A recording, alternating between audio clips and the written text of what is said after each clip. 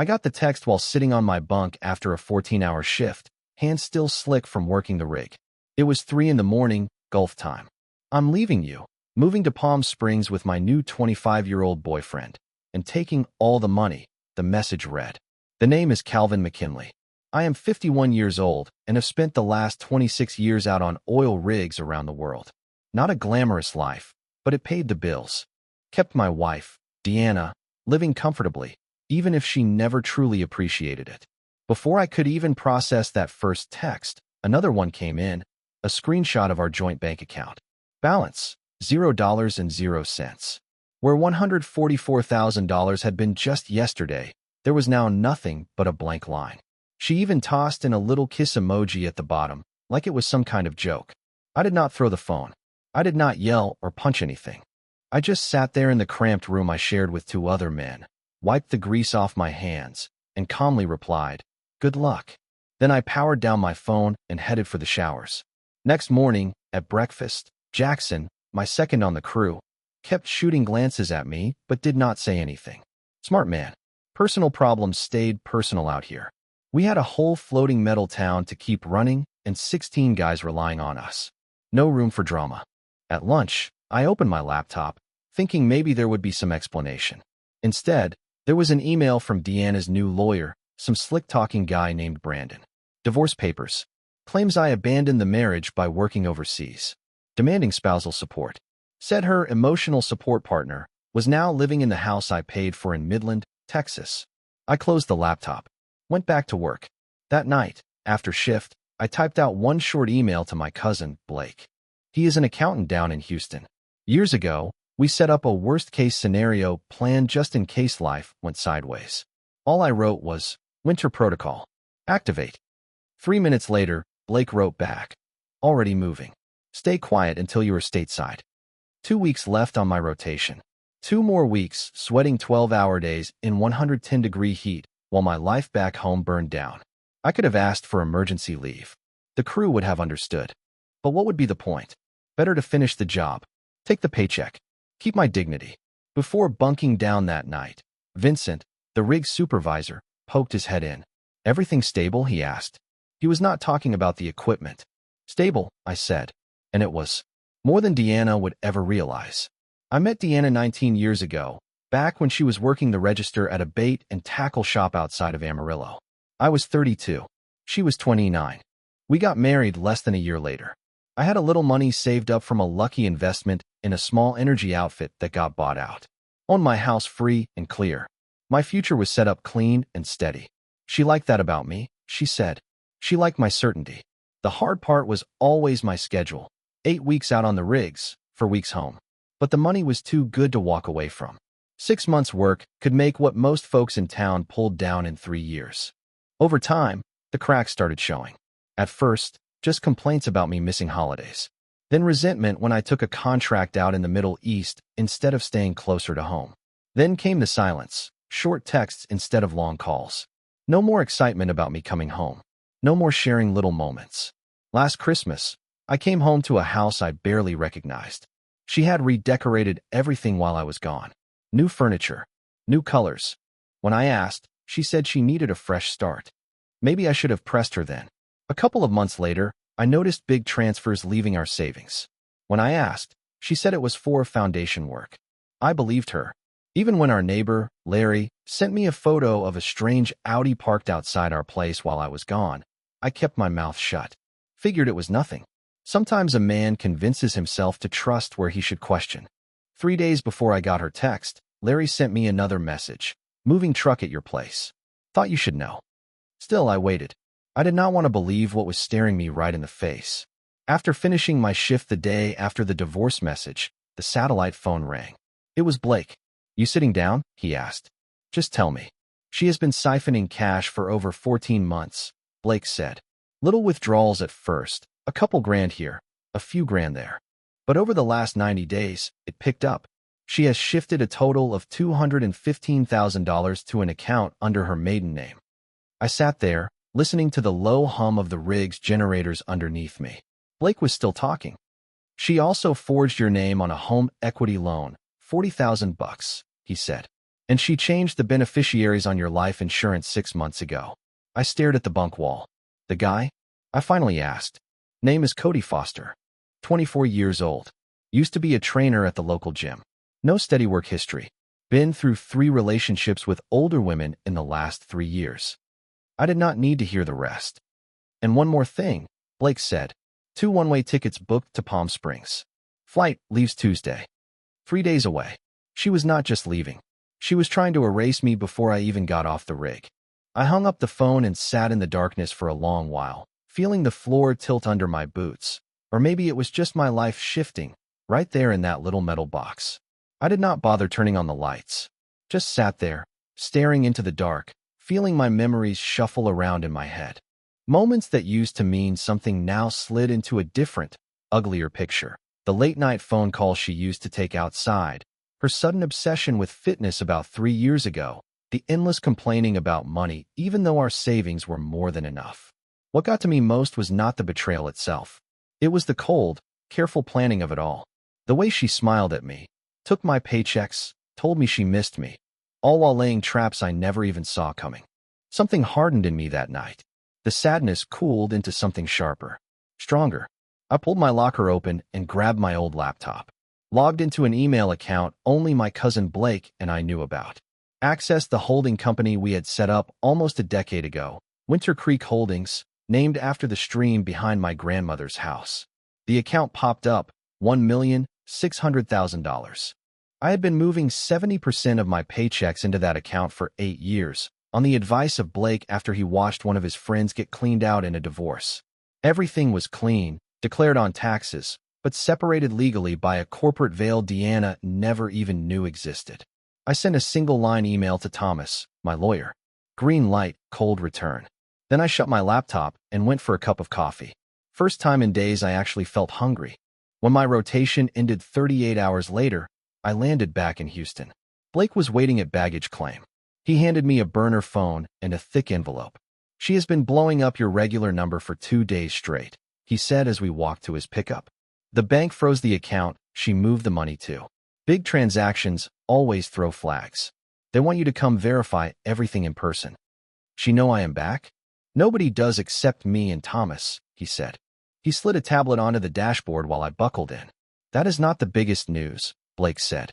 On the screen were text messages between Deanna and someone labeled D. I scrolled through them. Plans about buying a house in Palm Springs. Laughing about me working my tail off overseas while they spent my money. But one conversation stood out. Deanna, bank froze the funds. They need Calvin in person to fix it. What do we do? D. He is still stuck on the rig, right? Tell him it is an emergency. Use your wife card. Get power of attorney if you have to. Deanna, he is not answering. D. Try harder. We need that money before the closing next week. If not, Plan B. Deanna, I am not comfortable with Plan B. D. It is just insurance money. Oil work is dangerous. Accidents happen. I handed the tablet back to Blake without a word. My hands were steady, but my heart was like a block of ice. Are these texts admissible? I asked. They are pulled from her cloud backup, Blake said. She used your old Apple ID to set up her new phone. Never changed the password. It all syncs. We went straight to Thomas's office. He had everything ready.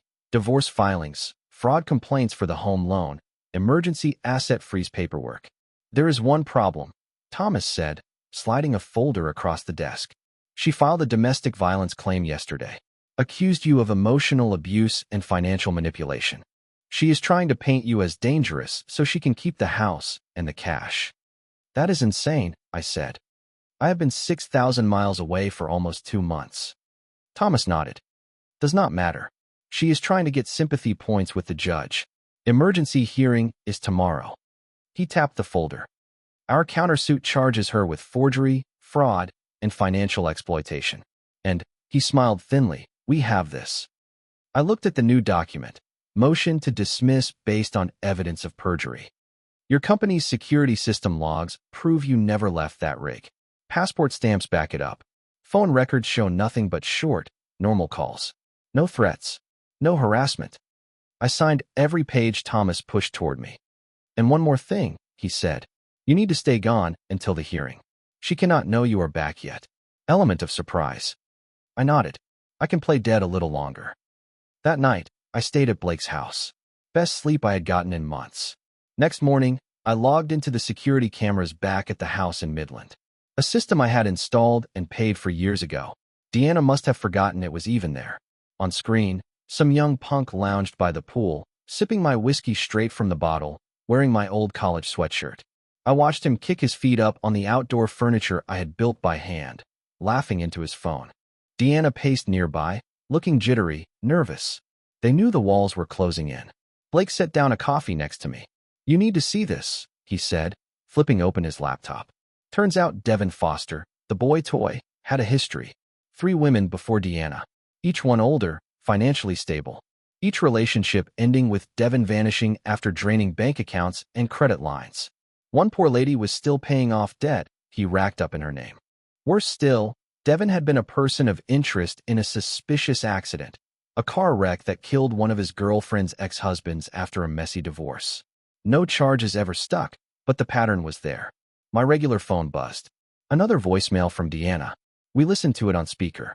"Calvin, please, you have to call the bank. There was a misunderstanding with our account. I was just moving the money to a safer place like we discussed. The bank froze everything. I cannot pay my bills. I am scared. Please, just call them and tell them it is fine." We never talked about moving anything. Blake shook his head. "She is good at acting," he said. "I will give her that." But it was too late. The trap was sprung, and this time, I was the one holding the rope. 2 weeks ago, maybe I would have believed her. Not anymore. "She is cornered," Thomas said as we grabbed a bite to eat before court. "The closing date on that Palm Springs house is just 5 days away. She needs that cash bad." "So what is the next move?" I asked. "The emergency hearing is this afternoon. Judge Winters is handling it. Tough lady, zero patience for fake domestic violence claims. We have all the proof lined up, your location records, the bank freezes. And," he slid a folder across the table, "something new you will want to see." Inside were photos Harold had dropped off that morning, pictures of my furniture being hauled into a moving truck. Not just any furniture either. My granddad's handmade desk, my mother's antique mirror, family pieces you cannot replace. They were clearing the house out. Fast. "They are planning to bolt no matter what happens at court," Thomas said. I closed the folder and pushed it back to him. "I want to see it for myself." Both Brendan and Thomas looked at me sideways. "Not to confront them," I said. "I just need to be there when it all hits the fan. I want her to see my face when it happens." Thomas thought about it a second, then nodded. "I will set it up." As we headed out of the restaurant, Harold texted my burner phone. "They are loading your granddad's desk now. Thought you would want to know. Some thefts are just about money. Others hit places deeper than your wallet." The 6-hour drive back to Odessa gave me a lot of time to think. Thomas got the sheriff lined up to serve them at 9 o'clock the next morning. Brendan arranged for me to camp out across the street at Harold's house, where I could watch everything unfold. When I rolled up just after midnight, Harold met me at the door with a silent handshake. 30 years on the rigs himself. He did not need much explaining. "She got no idea you are here?"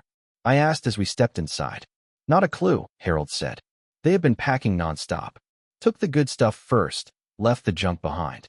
2 big trucks coming at dawn." "Anyone else?" I asked. "Some lady yesterday with a clipboard. Realtor, I think. Snapping pictures like she already had it sold." That made me pause. They were trying to sell the house. I called Thomas. He promised to check the property listings first thing in the morning. At 3 a.m., I could not sleep. I sat at Harold's old kitchen table, flipping through every paper Brendan had dug up. Bank records showing Krista siphoning cash for over a year. Phone records linking her and Devin long before I even knew he existed. Hotel stays in town during weekends, she claimed to be visiting family. There was no mistake here. It was a slow, cold theft. A dismantling of a life, piece by piece. By sunrise, Thomas texted, "They listed the house 2 days ago. Asking price 30% under market. She forged your name on the paperwork." At 8:30 sharp, I watched from Harold's window as Krista and Devin carried armfuls of valuables into Devin's Audi. My father's watch. My grandmother's silver frames. Little pieces of my life stuffed into a back seat like flea market junk. At 8:45, a big moving truck showed up right on time. And at 8:55, an unmarked car slid in behind it, blocking the drive. Two deputies and a woman in a Navy suit climbed out. Thomas had sent a court officer along to make it official. I grabbed my jacket. "Showtime," I said. Harold just nodded, handing me a cup of black coffee for the walk across the street. I hung back at the edge of the driveway while the officers knocked on my door. Krista answered, looking tired and frazzled. I saw the exact moment her face changed, irritation turning to confusion when the deputy said, "Mrs. Harrington, we are here to serve legal papers to you and the gentleman inside." She froze, then called over her shoulder, "Devin, come here." He appeared behind her, arms slung lazy over her shoulders, smirking like he owned the place. That was my cue. I stepped into view. The color drained right out of Krista's face. "Miles," she gasped. You were supposed to be offshore." I smiled just a little. "Guess again." The deputies handed them the thick packet of paperwork, restraining orders, asset freezes, criminal charges for forgery, motion to cancel the fraudulent home listing, formal divorce papers citing fraud and conspiracy. "You cannot do this," Devin barked, trying to sound tough. "She is scared of you. She filed a domestic violence claim." "Yeah, about that," I said. "Judge Winters threw it out this morning. Hard to be abusive from 6,000 miles away. She was real interested in those text messages you two sent about your little plan B. You know, the one about collecting my life insurance?" Devin's mouth snapped shut. Krista teared up, stepping closer to me. "Miles, please," she whimpered. "This is all a huge misunderstanding. I was just moving things for safekeeping." I looked past her at the moving truck. "Yeah, safekeeping," I said. "Like selling our house out from under me?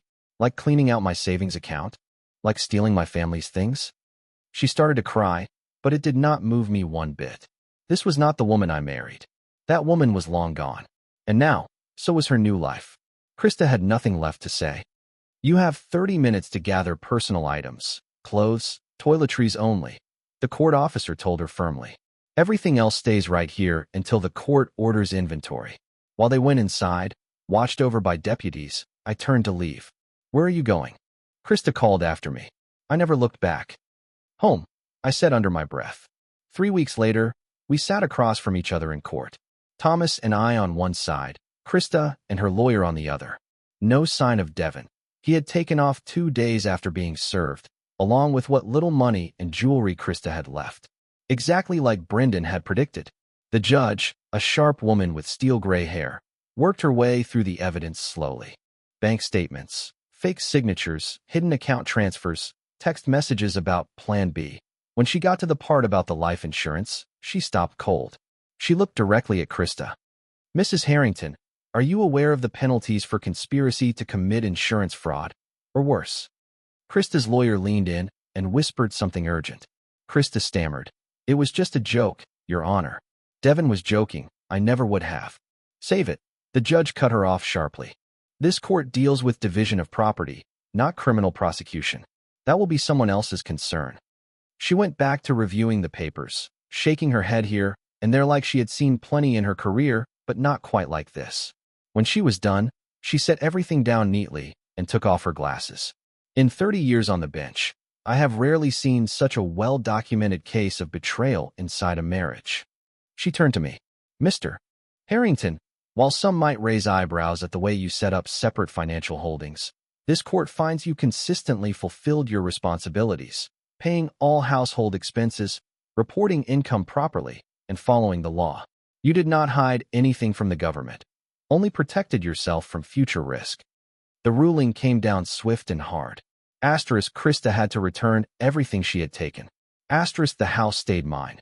No split, no negotiations. Her request for spousal support was denied flat out. And, best of all, the judge sent the forgery and fraud evidence straight to the district attorney for possible criminal charges. As we walked out, Krista tried to catch up to me. Maybe to explain, maybe to beg. I did not stop. I did not even glance her way. Some things are better left unsaid. 6 months later, I stood on the porch of a small cabin tucked deep into the pine forests outside Missoula, Montana. 40 acres of land, a simple place, peaceful. Property I had bought 5 years ago under Winterlight Holdings, back when I first realized sometimes life needs a backup plan. Krista never knew it existed. In the end, she struck a plea deal. No prison time, but 5 years on probation, plus restitution payments she would probably never finish making. Last I heard, she was living with her sister in Tulsa, working a retail job. Devin. He had already latched onto his next target, a divorced doctor down in Arizona. Good luck to her. I retired early from oil work. 27 years was plenty. Between my savings, some gas royalties from an Arkansas property, and smart investments, I was set. Did not need to punch a clock ever again if I did not want to. Harold from Odessa still called now and then to check in. After everything wrapped up, I had sold the old house. No sense in keeping it. Too many ghosts. The last box Harold sent me had all that was worth saving: my granddad's desk, family photos, the heirlooms that really mattered. That afternoon, the mail brought one last piece of business: a packet from Brendan. Final paperwork showing Winterlight Holdings officially dissolved. Mission complete. I poured a glass of bourbon as the sun set behind the mountains. Sat on the porch swing I had built myself over the summer. No job site waiting on me. No fake smiles. No lies. Just the wind through the trees, and the knowledge that everything left was real and mine. My phone rang. A project manager from a Canadian oil outfit offering me a consulting role, good money, minimal travel, sharing the kind of hard-won knowledge a man only gets from decades out in the field. I'll think about it, I told him. And I would. But not tonight. Tonight belonged to me. To the peace I had earned, the life I had reclaimed. On my own terms, at last.